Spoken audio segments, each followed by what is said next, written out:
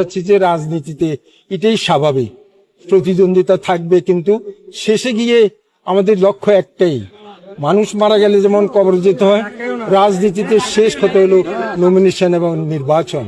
তার জন্য প্রতিদ্বন্দ্বিতা হবে এবং প্রতিযোগিতা হবে এবং একে অন্যকে দোষারোপ করবে।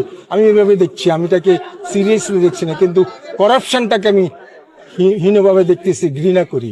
যেমন আজকে এখানে মনোরগঞ্জের এক ওয়ার্ডে কেন্দ্রে হলো ভোট হলো 198টা, ভোট পড়েছে 210টা না 203টা। আমি এটাকে ঘৃণা করি। আমার কথা হলো, আমরা সবাই কিন্তু এই দেশে বাঁচতে চাই। আমি 5 বছর এমপি ছিলাম, সুতরাং এই স্বাদ আমি পেয়েছি। এখানে কাজ করা এমপির এত শক্তি, তার ইনসাফ না হলে সে এমপি হওয়া উচিত না। আপনাদেরকেও সচেতন হতে হবে। আমাদের মানুষগুলো অত্যন্ত ভালো এবং অত্যন্ত বোকা।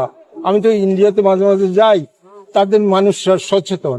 আমাদের মানুষরা গড্ডালিকা প্রবাহের মতো চলতে থাকে, যেতে দাও, যা হবার তাই হবে। ইনশাল্লাহ আমরা ঘুরে দাঁড়াবো। কেননা 17 বছরে ভালো মন্দ সবাই মিলে আপনারা দেখেছেন, সাদাকে সাদা বলা, কালোকে কালো বলা।